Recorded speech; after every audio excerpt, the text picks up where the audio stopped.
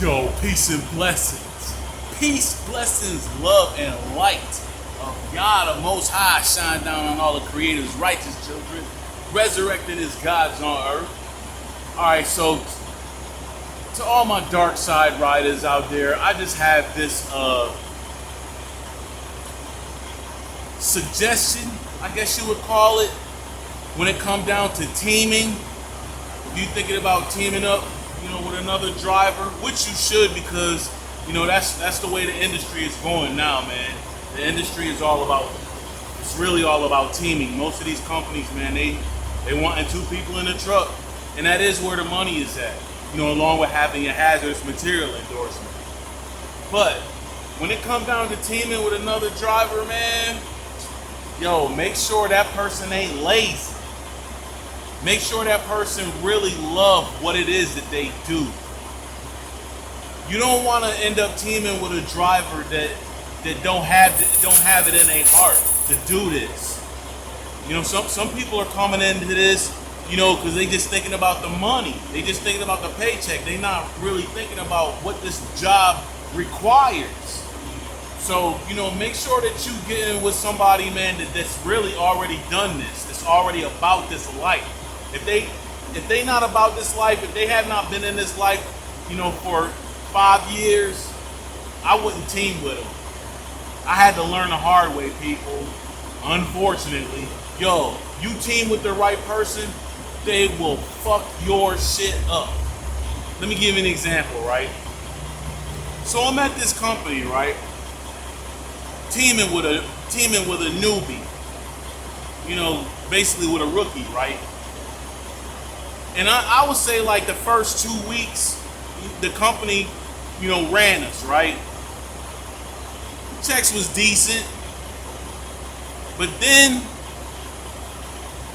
my co-driver decides that they don't give a fuck. They don't care what dispatch say. If they don't feel like driving, they gonna lay their ass right there in the bunk. And some of these people will expect you to drive on their clock.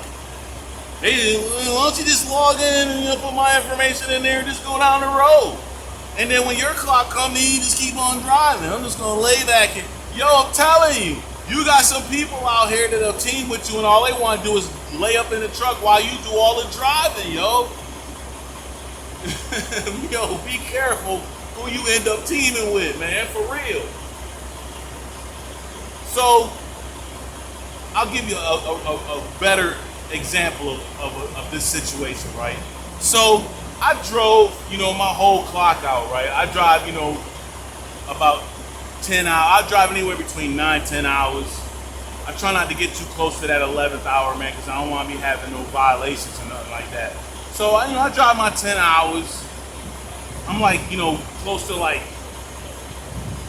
600 miles. These trucks that we run, they govern. So don't nobody be cracking jokes about that. You only did 589 miles. The truck is governed, all right? I'm not an owner-operator. I'm not a lease operator. I'm still a company driver driving a company truck.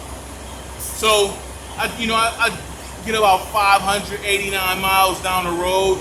The place that we're going is 689 miles down the road. So when my shift ended, my co-driver only had basically an hour, just 100 more miles to go to get to this customer, and they would have had a full clock after dropping off at this customer. And guess what, y'all? We out in Colorado. It ain't snowing. It's summertime, and my co-driver is freaking out because we driving through the mountains. Now the load that we had, it wasn't a heavy load. It was only like 20,000 pounds. And I'm also this co-driver's trainer, and I'm like, listen, I got you. There's nothing to worry about. My co-driver sends a message to the dispatch telling them that they about ready to kill everybody. Folks gonna be dying in the truck. And, if you a dispatcher and you get that kind of message from a driver in a truck, you're gonna think you're dealing with a suicidal driver, right? All I can tell you is that after that particular situation, this company has not ran us the same since. I'm losing mad money over here because of that nonsense. Because of this co-driver freaking out on a mountain and telling the dispatchers that this customer's load is not going to be delivered on time.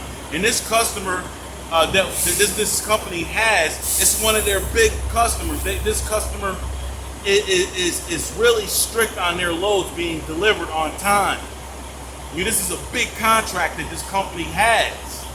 And they got this driver saying, yeah, I know I'm only 100 miles away, but I'm scared of the mountain. Yeah, I know I got a trainer in the truck. I know he gonna guide me through it, but I ain't doing it. I ain't doing it. And you know, this is an adult that you're dealing with. What you gonna do? Put a gun to their head and make them drive down the road? And you can't drive on their clock because God forbid something happen.